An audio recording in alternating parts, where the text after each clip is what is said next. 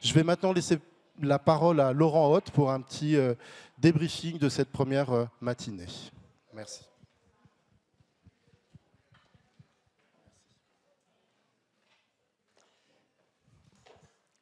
Ça va être très modeste parce qu'on m'a demandé de dire quelques mots à la fin de chaque table ronde de ce qui me marquait, de ce qui me frappait dans ce que j'entendais. Donc c'est forcément extrêmement subjectif. Ce n'est absolument pas un résumé des interventions, ce qui n'aurait d'ailleurs aucun intérêt puisque vous les avez entendues. Et en fait, cette première table ronde, moi, elle m'a passionné, pas seulement parce qu'elle me donnait à voir des métiers qui se parlaient et qui discutaient entre eux. Je dois vous avouer qu'à la fin de la table ronde, je voyais beaucoup plus clairement les difficultés, beaucoup plus clairement les enjeux. Je les comprenais beaucoup mieux que je pouvais les apercevoir, moi, de l'extérieur, auparavant. Et j'ai trouvé que pour ça, c'était très clair et très parlant. Mais ce qui m'a touché, surtout, c'est un petit passage, quelque chose qui était un peu en filigrane dans le rapport sur l'enquête de sociologie. Il y avait cette idée que l'histoire de l'enfant disparaissait. L'histoire de l'enfant disparaissait au fur et à mesure que les mesures s'accumulaient. C'est-à-dire qu'au départ, disait la sociologue, eh bien, on avait beaucoup de textes, beaucoup de contextualisation, beaucoup de mots pour décrire l'histoire. Et au fur et à mesure que les mesures s'accumulent, eh bien, ça prend de moins en moins de place. Et je dois vous avouer que l'histoire de l'enfant qui disparaît, ça me touche. Je trouve ça extrêmement triste. Mais après, je me suis dit qu'il y a aussi un autre danger que l'histoire de l'enfant disparaisse. Il y a aussi le danger que l'histoire de l'enfant se fige.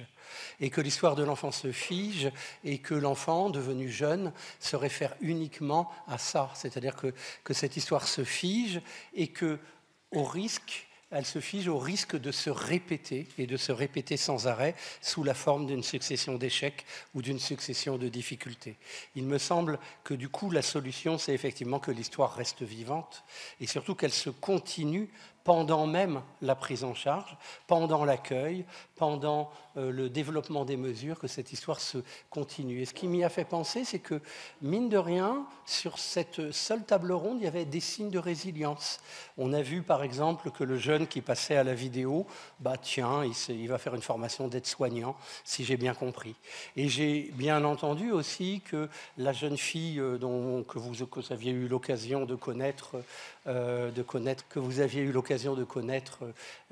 différents moments, eh bien, elle disait d'elle-même qu'elle devenait une sorte de coach pour ses camarades, pour ses consoeurs, qu'elle devenait une sorte de coach. Et ça, pour moi, c'est des signes de résilience. Et en effet, ces signes de résilience, c'est ceux qui sont attendus et c'est ceux qui permettent justement pour nous tous de garder de l'espoir dans ce que nous faisons.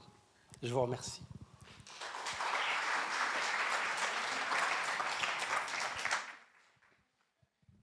Merci Laurent. Alors écoutez, je vous propose qu'on enchaîne avec la deuxième table ronde. Donc on va être beaucoup plus peut-être dans la pratique. Et donc j'invite les personnes qui participent à me rejoindre sur l'estrade. Je dis deux mots pour entamer les choses.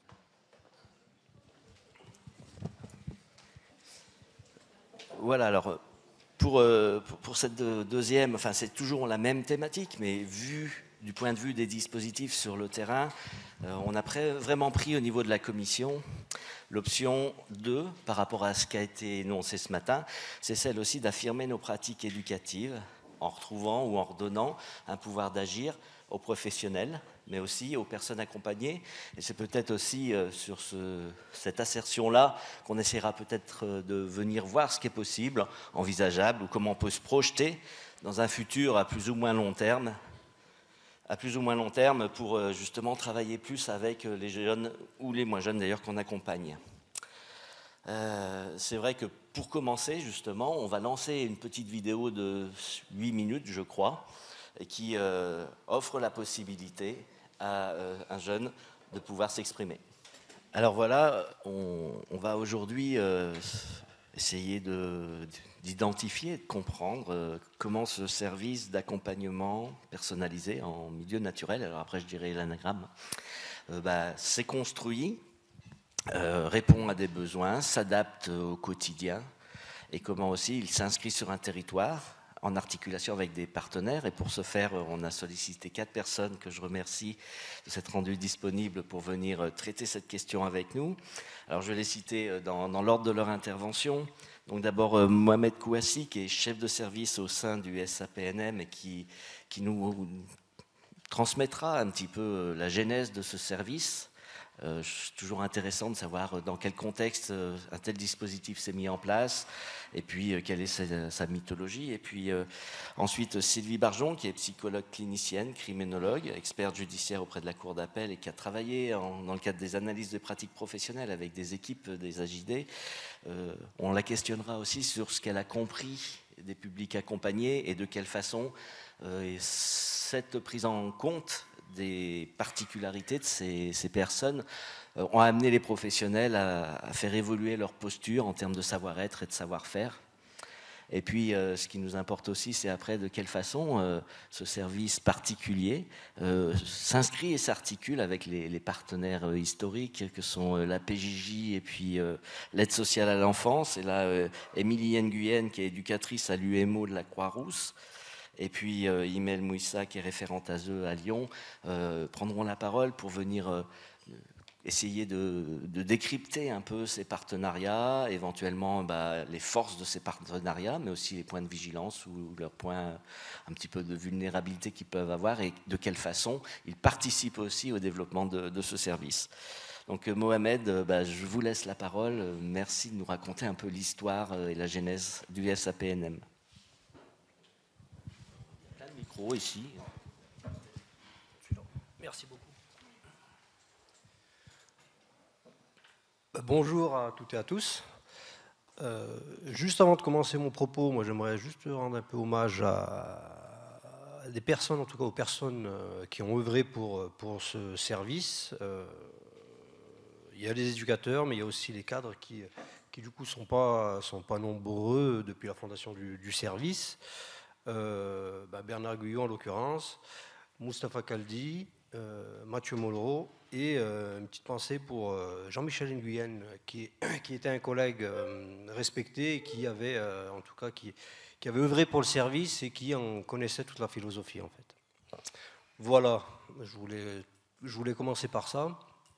Et puis pour reprendre un peu la genèse du service, il a été créé début 2000.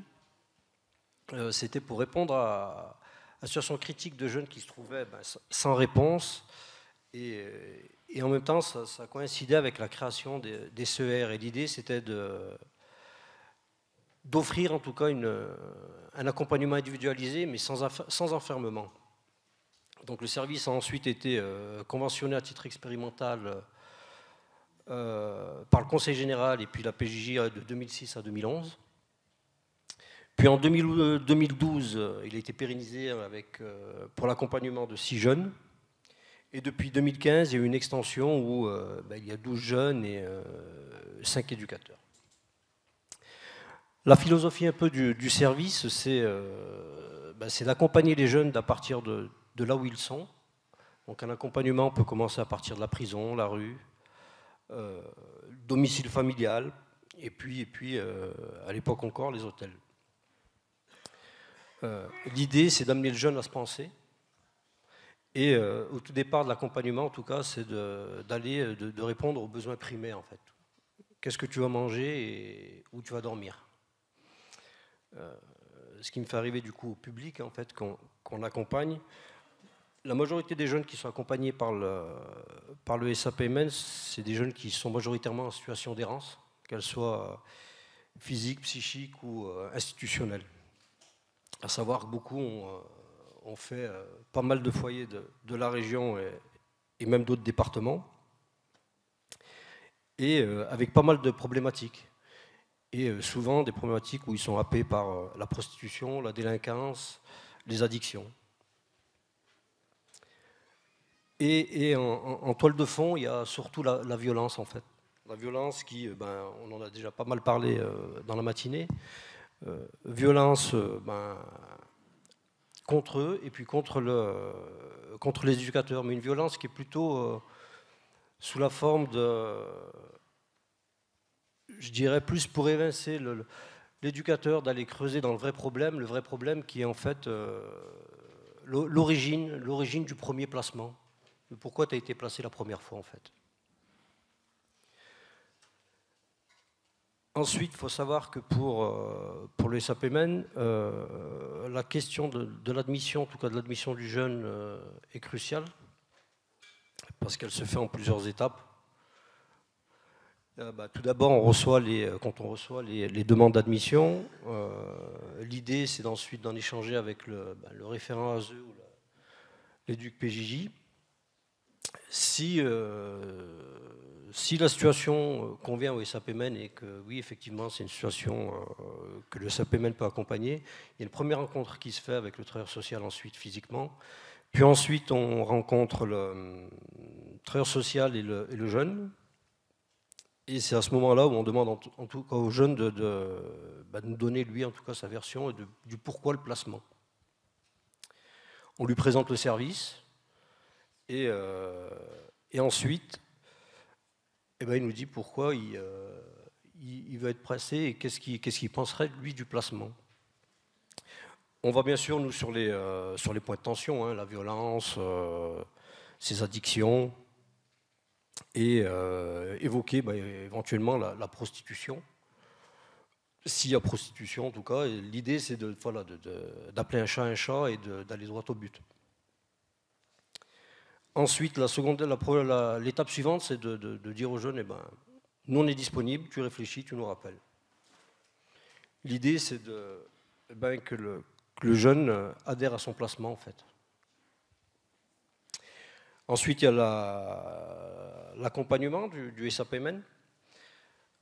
Nous, les jeunes, c'est d'hébergement diffus et individualisé, comme j'ai pu le dire. Il y a on a des éducateurs qui sont d'astreinte, à tour de rôle, une semaine par mois. Et c'est souvent pendant les moments d'astreinte, hein, qui sont soir et week-end, où le gros de l'accompagnement peut se jouer. Parce que c'est à ce moment-là, en tout cas, qu'ils peuvent recevoir un coup de fil pour... le jeune veut s'assurer en fait du lien qui est... si le lien est continu, c'est aussi le sortir de l'isolement, parce qu'il faut savoir que c'est des jeunes qui sont en autonomie malgré eux, en fait, en situation d'autonomie malgré eux. Ensuite, au SAPMEN, l'idée c'est aussi de préparer la majorité. Préparer la majorité et surtout de rassurer les jeunes sur leurs 18 ans, parce que beaucoup sont inquiets de ce qui va se passer après. C'est aussi un peu comme dans la vidéo, hein, la jeune fille disait « j'ai été installé tout de suite en appartement ». L'idée c'est d'aller en tout cas dans ce qu'ils demanderaient et de déconstruire un peu leurs idées, leur idée de leur idéal en fait. Un appartement, puis tout ira mieux, ou un boulot, et puis j'arrête tout, j'arrête mes conneries, hein, je dirais. Et puis on s'aperçoit rapidement que non, c'est pas possible, hein, comme elle le disait dans la vidéo, c'était l'idée de la mettre en appartement. Puis rapidement, elle s'est fait dépasser en demandant elle-même un endroit où il y aurait quelqu'un à l'entrée, en fait. Puis ensuite, il y avait, je dirais, pour les éducateurs, du coup, j'irais plus sur le versant éducateur, où sur le service, il y a la capacité, en tout cas, il faudrait qu'il y ait la capacité à attendre en fait les jeunes, parce qu'on les attend beaucoup. Hein. Pour beaucoup, c'est aussi de la fugue. Et ce temps d'attente, en tout cas, il est fait aussi. En tout cas, on le conçoit nous pour la stratégie, pour le retour des jeunes en fait, quand ils seraient à leur retour. Voilà. Après, pour revenir un peu sur la notion de risque, oui, il y en a une qui est primordiale, en fait, c'est mettre des mineurs en appartement dans du diffus,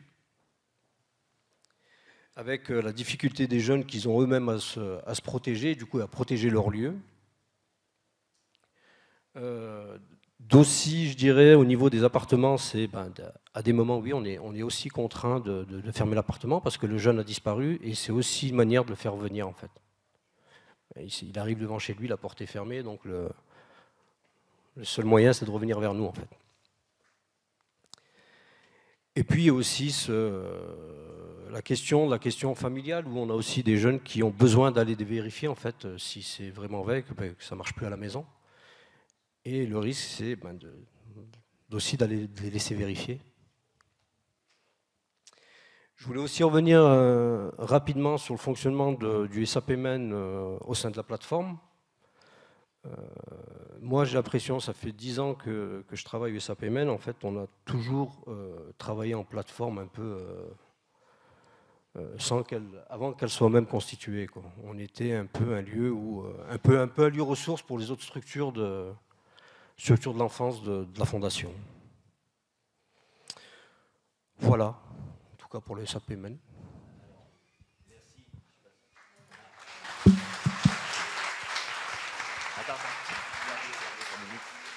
Non, Mohamed, j'aurais aimé simplement, puisque et je ferai le lien avec aussi quelque chose qui a été exprimé ce matin. Le travail éducatif, c'est accompagner, mais c'est aussi rejoindre. Et je crois que toute la problématique, c'est comment on va rejoindre ces jeunes-là. Et puis, quand on a préparé aussi cette table ronde, vous avez fait référence à un lieu hautement symbolique qui s'appelle la cabane, je crois. Effectivement. Est-ce que vous pouvez nous en dire quelques mots? Oui, effectivement, j'ai loupé un peu ce morceau qui est essentiel. Oui, la cabane, c'est le nom qu'on donne au service. En fait, c'est l'endroit où le service est implanté. C'est un préfabriqué qui est situé sur le parking du foyer chalet, parce que historiquement, le SAPMN était relié au foyer chalet à sa création. Et la cabane qui fait un peu lieu repère, un peu, M. Monroe dirait, le lieu d'ancrage ou le phare pour ces jeunes-là. Et que l'idée, c'est que tout part de la cabane, en fait. À l'admission, c'est ce qu'on dit aux jeunes. Tu veux ton budget pour manger, tu viens à la cabane. Il y a un rendez-vous administratif, faut venir à la cabane, le temps que le lien se crée. Et ce lien-là peut se créer très rapidement, comme il peut prendre... on a des situations où ça a pu mettre 1 an et demi avant qu'une jeune fille vienne et qu'on puisse lui proposer un hébergement et commencer quelque chose avec elle. Mais l'idée, c'est de tenir, en fait. Voilà, alors c'est une idée qui est intéressante. Ça permet aussi de dire que le travail éducatif, si on revient à ses fondements, il s'appuie quand même sur la relation. On a parfois tendance à l'oublier, même dans nos centres de formation. Mais je crois que ce dispositif, il vient montrer justement que on va travailler à partir de ce qui est possible au niveau de la relation avec des gens qui ont plus confiance dans la capacité des êtres humains à être en relation les uns avec les autres. Et c'est à ce titre-là que Sylvie Barjon va peut-être nous éclairer sur sa façon, à travers son expérience, l'analyse des pratiques professionnelles, de comprendre un petit peu quelles sont, comment se pensent, vivent, aiment, crient, hurlent ces jeunes. Qui sont des multicabossés, du lien, et de quelle façon, dans le travail que vous avez fait avec les éducateurs, vous avez mis du sens sur les postures éducatives à tenir. Oui, bonjour à toutes et à tous. Merci d'être si nombreux, merci de m'avoir invité, parce que ça fait quelques années que je ne travaille plus avec les AJD, mais j'ai travaillé longuement, je crois entre 5 et 6 ans, je ne sais plus exactement. J'ai fait de l'analyse de la pratique avec plusieurs services des AJD, avec le foyer chalet, avec le SAPMN, bien sûr, la Maison du Coteau, qui est un lieu de vie, et aussi Albini, qui est un lieu d'accueil des MNA. Voilà. L'analyse de la pratique, c'est quelque chose que j'aime beaucoup pratiquer. Je l'ai fait pendant des années. Je prends toujours beaucoup de plaisir à travailler cette particularité, c'est-à-dire de pouvoir analyser ce que ça fait vivre aux intervenants, d'être en situation avec des jeunes ou avec des familles, et comment, à partir de ce vécu, on va pouvoir analyser ce qui se joue entre eux et comment on va pouvoir aussi inventer des postures différentes ou des modes d'approche différents, plus adéquates. Alors je dois dire que c'était la première fois que je travaillais dans un service comme le SAPMN et que j'y ai fait beaucoup de découvertes, j'y ai beaucoup appris et c'était vraiment un vrai plaisir de fonctionner avec cette équipe parce que j'ai vu beaucoup de similitudes avec ce que je faisais dans d'autres équipes, mais j'ai vu aussi des différences assez marquantes. Et ce qui m'a semblé très intéressant, c'était cette capacité qu'avaient eu les AJD de partir de ces spécificités pour construire un mode d'approche très spécifique. Ce n'est pas donné à toutes les institutions d'avoir cette souplesse et cette capacité d'invention pour être au plus près des besoins. Alors, comme on l'a dit ce matin, effectivement, les jeunes qui sont accueillis au civil, au pénal, moi, d'un point de vue profil psychologique, je ne vois pas beaucoup de différence.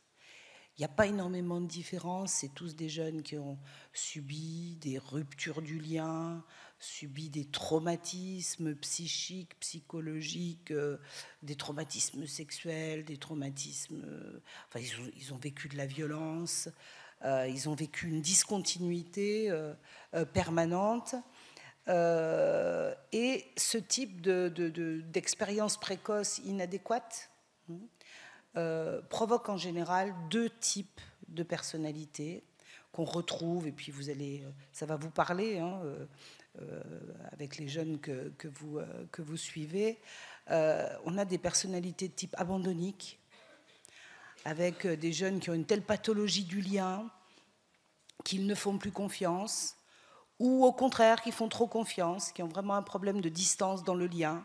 Soit ils sont dans le collé-fusionné, soit ils sont dans le rejet et dans l'isolement, où ils mettent en échec systématiquement tous les liens possibles pour tester la solidité du lien, et encore faut-il que le lien il puisse résister.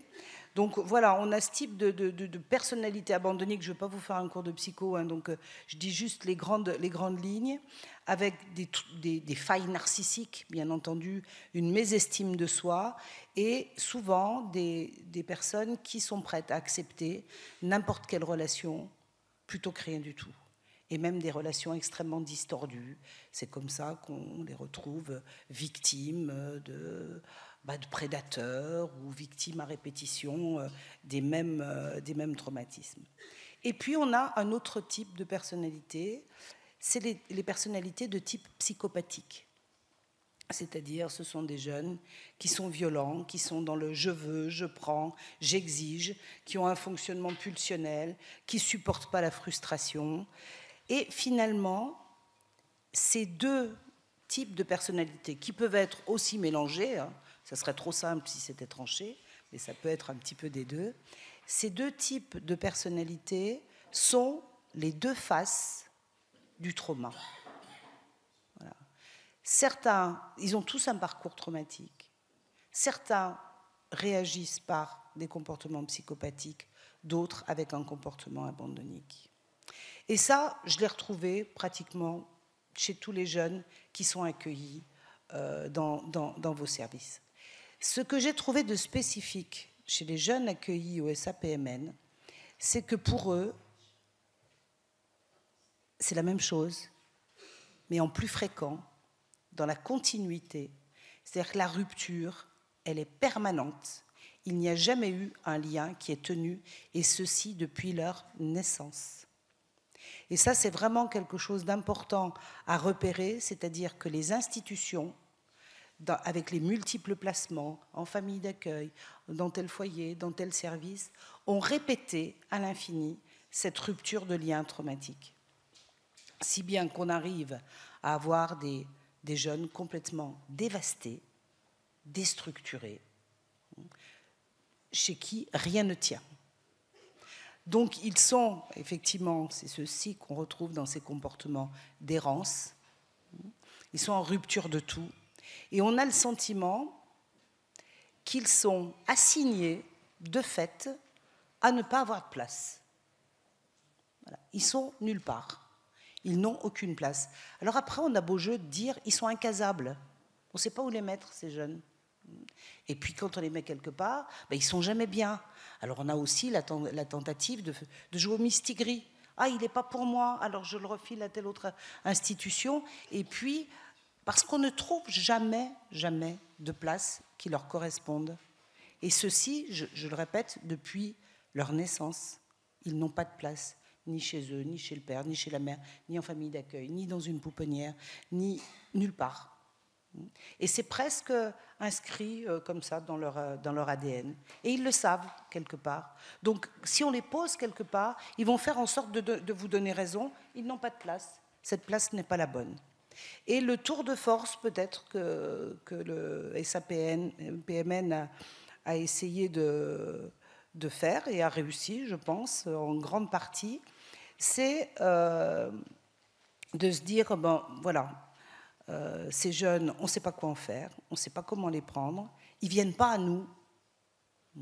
Parce que ça aussi, hein, on parlait ce matin des mythes qu'on peut avoir et des 12 illusions qu'on peut avoir, entre autres l'illusion de travailler avec l'adhésion. Avec l'adhésion des jeunes, mais enfin, en tant que psychologue, travailler avec l'adhésion du patient, c'est tout à fait illusoire. On peut avoir une adhésion de façade, mais l'adhésion totale, on l'a jamais totalement. Et là, c'est la même chose. C'est des jeunes qui peuvent être contraints, mais même quand on prend une mesure d'aide, une mesure de protection, on se rend bien compte que toute aide est vécue comme une intrusion, même si c'est pour les protéger, et ils n'adhèrent pas. Et particulièrement ces jeunes qui sont déjà complètement déliés de tout, eh bien, il ne va pas falloir attendre. Alors c'est vrai que vous attendez à la cabane, vous attendez, mais vous y allez. Vous ne faites pas qu'attendre. Vous dites, on est là, vous pouvez venir. Hein, c'est un peu du donnant-donnant. On va vers vous et on aimerait que vous veniez vers nous. Et parce qu'on va aller vers vous, vous allez venir vers nous. Parce qu'on va engager un espèce de processus. On va engager un lien. On va aller sur vos lieux d'habitation. On va aller dans vos squats. On va aller dans vos chambres d'hôtel. On va aller dans les endroits où vous vous retrouvez. On va être là. Et si on n'est pas là, ben vous savez qu'on est ailleurs, mais qu'il y a une place pour vous. Quelque part, et c'est peut-être ce que j'ai appris au SAPMN, peut-être encore plus que ce que j'avais vu ailleurs, c'est que c'est pas le lieu qui compte, c'est pas le foyer, c'est pas un toit qu'il leur faut, c'est un lieu à l'intérieur de vous. Il faut que l'éducateur ait un espace psychique à l'intérieur de lui pour accueillir ce jeune. C'est le lien qui fait lieu. C'est pas la cabane. Moi, je trouve ça merveilleux que vous ayez appelé la cabane, ça m'a toujours fait rire. Une cabane, qu'est-ce que c'est une cabane ? Une cabane, c'est pour jouer, c'est un lieu pour les enfants, c'est un lieu éphémère, on le construit, on le détruit, on le refait. C'est pas un lieu pérenne, une cabane. Et là, eh ben, ils vivent ailleurs, mais à la cabane, ils ont une place. Et puis peut-être que de temps en temps, ils peuvent revenir à la cabane. Et c'est un lieu où ils peuvent être des enfants, de nouveau, des mineurs, parce qu'ils savent qu'il y a des adultes qui les attendent, et parce que le lien, il est là. Et je pense que peut-être que l'essentiel du travail au SAPMN, c'est d'instaurer un lien pérenne. Ces jeunes n'ont pas ce qu'on appelle en psychologie la permanence du lien. La permanence du lien, on l'acquiert quand on a entre 1 et 2 ans. C'est-à-dire la capacité de se dire que quand papa n'est pas là, quand maman n'est pas là, eh bien, c'est pas qu'il n'existe plus ou qu'il a disparu, il existe ailleurs. Et c'est pour ça qu'on a un doudou, pour se rappeler que papa et maman vont revenir. C'est pour ça qu'à l'école maternelle, il y a l'heure des mamans. Voilà, c'est avec toutes ces petites choses qu'on sait que ça va revenir. Même quand on ne voit pas la personne, elle existe. Eh bien, peut-être que le travail des éducateurs, c'est le b.a.-ba. Il faut revenir à ce qu'il y a de plus archaïque dans la blessure de ces jeunes, c'est l'absence de permanence du lien. Et on parlait ce matin d'échecs, d'échecs et on avait pour objectif de faire telle chose et on ne l'a pas fait. On n'a d'échecs que par rapport à ce qu'on s'est fixé comme objectif. Peut-être qu'il faut revoir nos objectifs. Et si l'objectif, c'est la permanence du lien, c'est déjà bien, c'est déjà drôlement bien. Et même si ce lien il est rompu, même s'il l'attaque, même s'il le met à mal, je crois que la difficulté, la plus grosse difficulté pour les éducateurs, et Mohamed l'a dit, c'est tenir. Il faut tenir. Et ce que j'ai travaillé avec eux en APP, c'est ça. En APP, ce qu'ils disaient, c'était leur fatigue, leur ras-le-bol, leur découragement. Oui, mais alors ce jeune, ça fait des mois qu'on doit le prendre en charge et on l'a attendu, il n'est pas venu, il nous appelle toujours en urgence, au milieu de la nuit, il faut aller le chercher au commissariat, il faut aller le chercher là, ou alors il faut aller le chercher à l'hôpital, où il vient, il est en crise, ou nous on est là plein de bienveillance et il arrive et s'automutile devant nous, enfin, des choses extrêmement violentes, c'est-à-dire qu'ils ne sont jamais là où on les attend. Et ça inspire quoi? Ça inspire quoi, ce type d'attitude complètement déroutante? Eh bien, ça inspire des contre-attitudes, souvent en miroir. C'est-à-dire que le jeune qui est violent, ben, on va avoir parfois envie un peu de le secouer. Quand il se met en danger, on va avoir envie de lui dire « Non, mais tu fais n'importe quoi ». Quand il nous plante sur des rendez-vous pendant des semaines, et puis qu'on a investi ou qu'on a trouvé un stage, et puis qu'il y a un patron qui est d'accord, et puis que finalement, il ne vient pas, et qu'il met tout en échec, qu'il fait tout voler en éclats pour un regard de travers, on se dit, mais c'est pas possible, on a envie de lâcher l'affaire, de dire, bon, allez, on laisse tomber, quoi. Donc, je crois qu'en APP, c'était de ça dont on parlait, de leurs espoirs, de leur peur aussi, de leurs doutes. La peur que le gamin, finalement, il se mette tellement en danger qu'on le retrouve mort un jour. La peur aussi de ne pas avoir suffisamment de temps pour poser tous ces petits jalons, là, toutes ces petites graines qui doivent germer plus tard parce qu'on l'a accueilli tard et que la majorité va arriver et qu'il faut se dépêcher, mais on ne peut pas se dépêcher parce que le temps psychique et le temps éducatif, eh bien, il y a un grand écart entre les deux. Et donc, tout ce travail de réflexion autour de ce que ça fait vivre aux éducateurs, ce que ça fait bouger de leur pratique éducative. C'est-à-dire qu'on ne peut plus être dans une pratique éducative attentiste. Il faut y aller. Il faut aller au charbon. Il faut sortir de ces habitudes. Il faut désapprendre pour apprendre autrement. Puisqu'ils sont hors case, soyons aussi hors case. Inventons une autre case, ou si ce n'est pas une autre case, inventons d'autres choses. Et je pense vraiment que c'est ça, moi, qui m'a le plus intéressée dans cet accompagnement des éducateurs, dans cette réflexion, et puis de voir comment ils cheminaient et comment ils osaient. Vous avez beaucoup employé le terme de risque. Moi, j'aime pas bien le terme de risque, parce que prendre le risque, c'est se mettre en danger pour la plupart des gens. Alors, vous avez rappelé à juste titre qu'on était entre travailleurs sociaux ou médico-psychosociaux et qu'on savait ce que ça voulait dire, mais quand même, prendre le risque, c'est se mettre en danger pour la majorité des gens. Et moi, je préfère dire oser, oser. Oser sortir de nos cadres, oser inventer, oser. Et puis, si on se trompe, on bifurque. On essaye de recomposer. Le travail éducatif, c'est pas immuable, c'est pas comme on vous l'a appris dans les écoles, c'est sur le terrain et en fonction de la population que vous avez. Et je trouve qu'il y a eu cette liberté-là et cette ingéniosité-là qui a créé aussi une émulation dans l'équipe. Parce que, bien entendu, il y a souvent un éducateur référent, mais derrière, il y a une équipe. Parce que si la prise en charge est individuelle pour un jeune, c'est une prise en charge d'équipe. Parce que quand un éducateur n'est pas là, il faut bien que le fil rouge continue.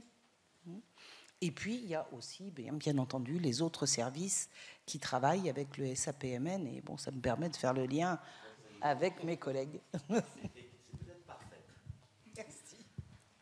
Pour revenir simplement sur la question du risque, oui, on peut.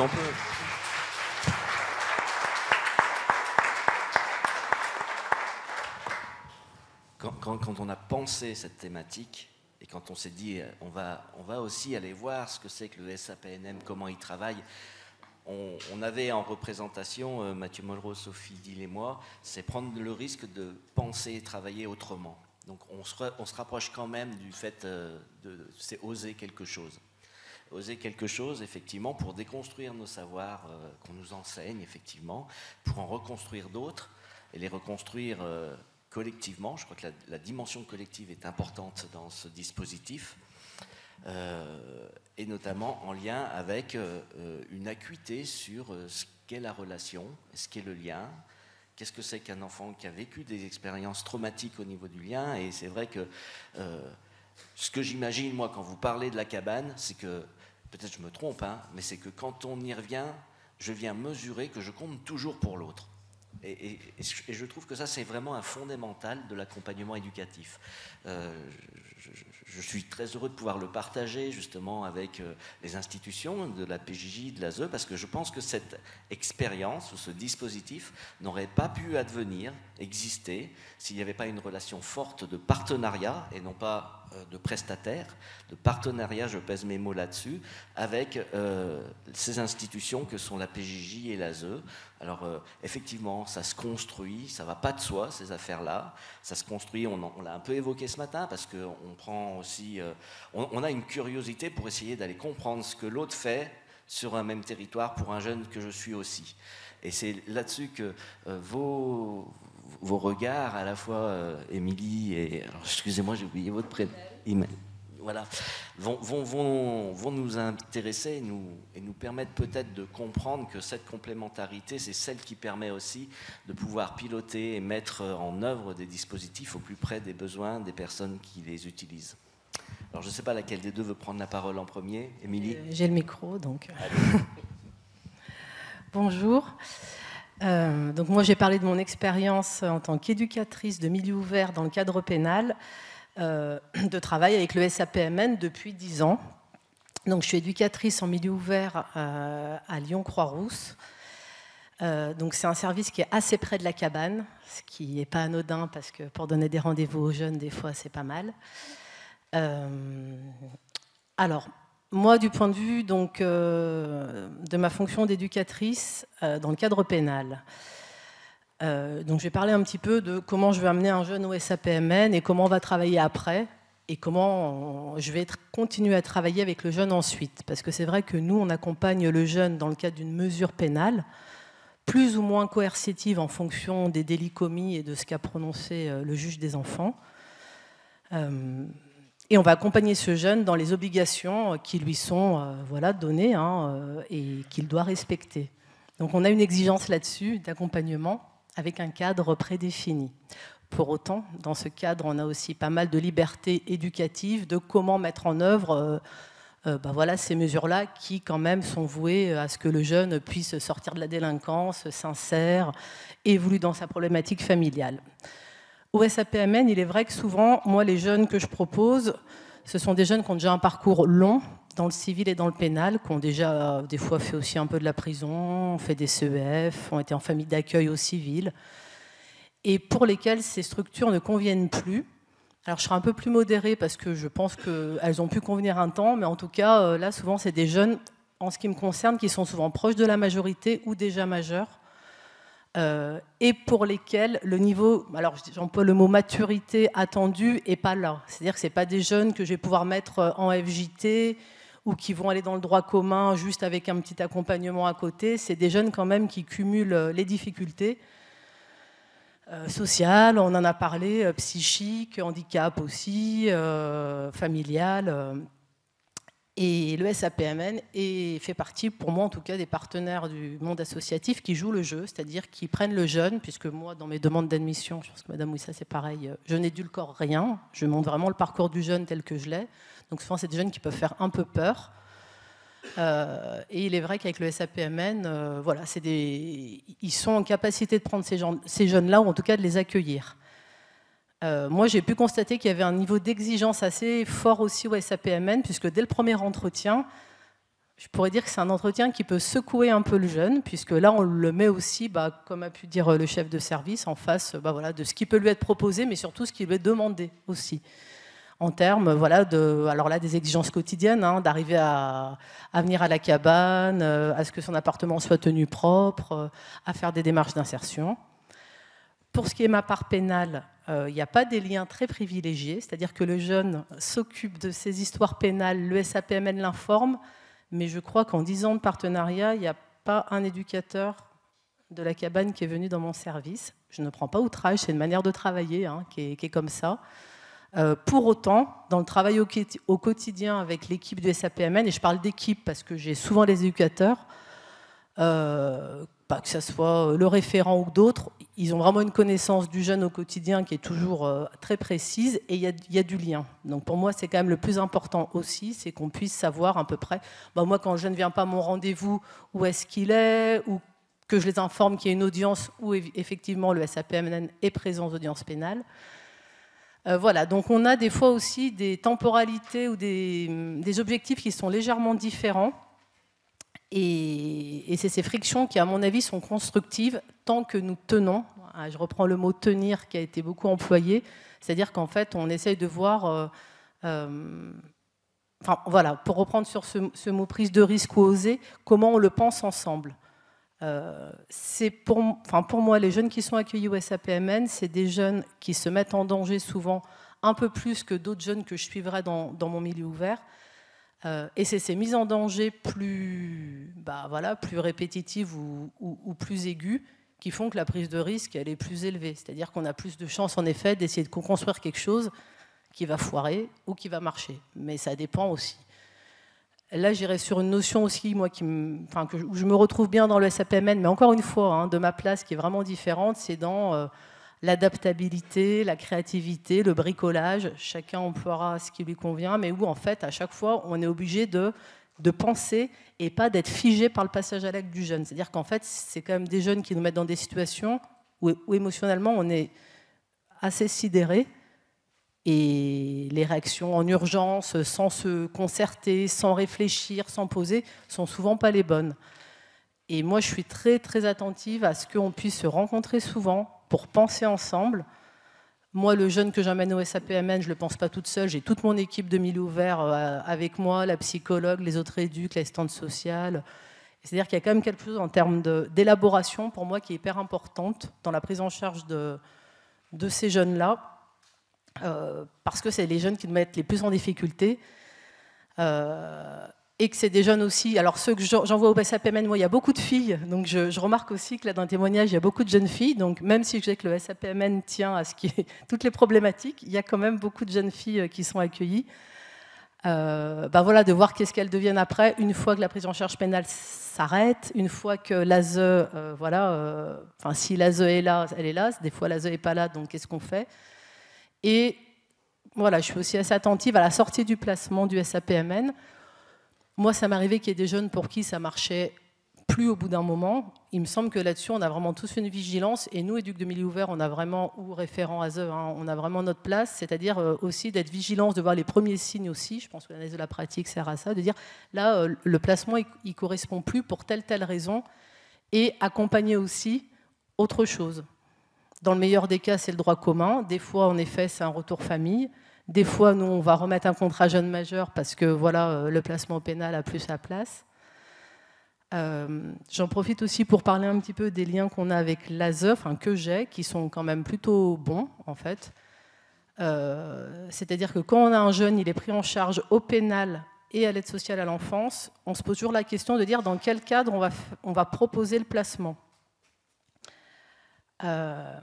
En fonction de la personnalité, du parcours et des problématiques du jeune, des fois c'est vraiment plus pertinent que ce soit un placement au civil, dans le sens où le jeune il a vraiment besoin d'être reconnu comme victime, il a besoin de se dire voilà, j'ai vécu telle injustice et j'ai besoin d'être protégé, et le placement civil va mieux marcher. Sur d'autres situations, ce n'est pas forcément ça. Un jeune, le cadre pénal, nous, on travaille vraiment dans l'aide contrainte. C'est vraiment la base de notre travail d'éducateur à la PJJ. C'est-à-dire que l'aide contrainte, ça va être un levier A. aussi, comme le SAPMN, à ce que le jeune bouge, évolue. Et des fois, la contrainte, ça va vraiment le contenir, en fait. Il y a quelque chose où, sans parler forcément, comme disait Madame Bellon, de contrôle judiciaire, hein, ça peut être des mesures éducatives pénales, mais le fait que ça soit dans le cadre pénal, ça a vraiment du sens pour le jeune, dans ces espèces de limites, pour prendre soin de lui aussi. Hein. Enfin, on est vraiment dans le soin, pardon. Émilie, on va faire la transition, puisque vous avez fait référence à votre collègue de l'aide sociale à l'enfance. Je vais lui laisser la parole pour un petit témoignage. On donnera ensuite la parole à la salle, et puis Laurent Haute pourra intervenir en tant que fil rouge. Je suis désolé, mais c'est vrai qu'on se disait on va être frustré au bout de cet échange, parce qu'on aurait plein de choses à dire et on n'aura pas le temps de le faire. Je termine juste, Madame Mouissa, pour terminer sur notre partenariat, que des fois quand même, c'est là où il y a de la place, et civil ou pénal, le tout c'est qu'il y a un lieu pour accueillir le jeune, qu'on n'a pas toujours le luxe de... Voilà, de ça. Merci. Je vais être brève. Moi, j'utiliserai une image, des métaphores pour parler de notre travail. Je dirais que grâce au SAPMN, après souvent un parcours institutionnel où le jeune a éprouvé le cadre et légitimement l'a remis en question, pourquoi des professionnels, des inconnus, des étrangers arriveraient à ce que nos parents n'ont pas pu nous proposer, nous offrir ? Donc, oui, il faut résister, il faut repousser cette aide qui ne convient pas et qui ravive toute la douleur que l'on a déjà éprouvée. Donc, on vient toquer au SAPMN parce qu'il s'agirait, comme des artisans, comme dans un atelier, de pouvoir tisser quelque chose qui serait proche d'un sur-mesure, qui se rapprocherait au plus près des difficultés, des douleurs, des possibles des jeunes gens. Le document qu'on a vu tout à l'heure, je fais juste une parenthèse personnelle, je suis toujours aussi sensible, émue, malgré des décennies de travail. Je ne suis pas encore habituée à entendre ce type d'épreuve. Ça vient encore et toujours toucher. Donc, nous avons notre atelier de tissage avec tous les partenaires éducatifs, PJJ, et nous essayons de voir ce qui peut se rapprocher au plus près. Alors, l'autorité, le cadre est posé, mais il y a un regard, il y a une bienveillance, il y a une responsabilité du jeune, c'est notre travail, c'est notre investissement. Il ne se suffirait pas en soi que ce soit une fonction, une mission.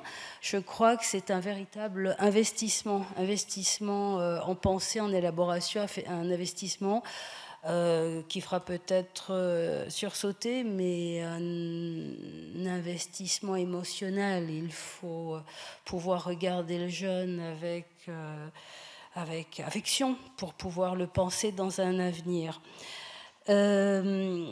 Ce que j'utilise comme terme également avec les jeunes, c'est que je fais un lien avec les séries télévisées et on parle de saisons et on parle d'épisodes et que nous repensons, nous retraversons certaines saisons, certains épisodes, certains chapitres, mais qu'il y en a d'autres. Et que cette image, forcément, ça leur parle, hein, ils sont sur les écrans, ils regardent, et ça leur permet de se penser, de se sentir possible vers un avenir.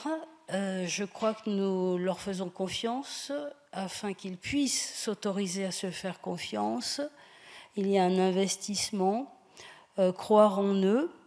Et je terminerai tout simplement que nous pourrions leur proposer, nous leur proposons d'éclairer leur chemin, de s'éclairer sur la voie publique et intérieurement, et de leur proposer de paramétrer un GPS personnel, un GPS qui leur permettra d'avancer dans leur existence.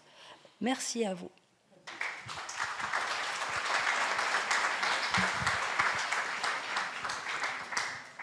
Alors, à moi de vous remercier pour ces regards croisés qui sont complémentaires. Si on retient la métaphore du sur-mesure, elle me convient bien. pour se dire qu'effectivement, si on veut répondre au plus près des besoins, il faut qu'on soit autorisé et qu'on prenne le risque de faire du sur-mesure, même si parfois ce sur-mesure nous amène à sortir un peu des cadres. En tous les cas, c'est ma vision, c'est notre vision aussi, je parlais en termes de commission justice des enfants et des adolescents, que c'est le risque à prendre. Voilà. Laurent, alors peut-être on peut enchaîner sur... peut-être tu peux nous rejoindre, et puis enchaîner sur de ton regard, un peu différent du nôtre, de quelle façon ça t'a amené à penser, réfléchir sur ce qu'on vient d'exprimer. Merci. J'ai été très sensible sur ce que vous avez dit au sujet de l'abandonnisme, l'absence de place, et je dirais et ce que vous avez dit aussi sur la permanence du lien. Ça me paraît tellement vrai, cette histoire de ne pas avoir de place. En vous écoutant aussi, j'ai pensé que le SAPMN, c'est une institution nomade qui peut-être peut mettre fin au nomadisme institutionnel. Vous voyez, il faut peut-être qu'une institution soit suffisamment hors les murs, suffisamment capable d'intervenir dans la réalité vraie, dans le contexte complexe dans lequel le jeune est mis et dont on ne le retire pas, pour pouvoir justement faire quelque chose de neuf qui change les choses.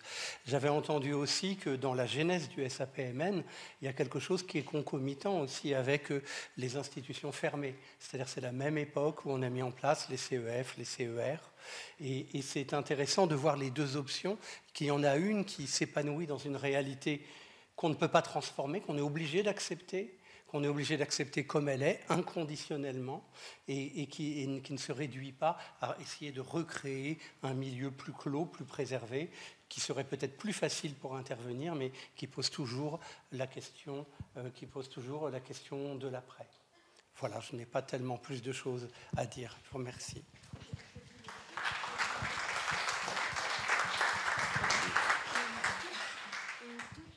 Seconde, lorsque je parlais du filet de mailles que nous composons, les parents évidemment sont complètement investis et composent aussi l'équipe. Pour moi, les parents sont un partenaire de l'équipe que nous formons avec les collègues professionnels.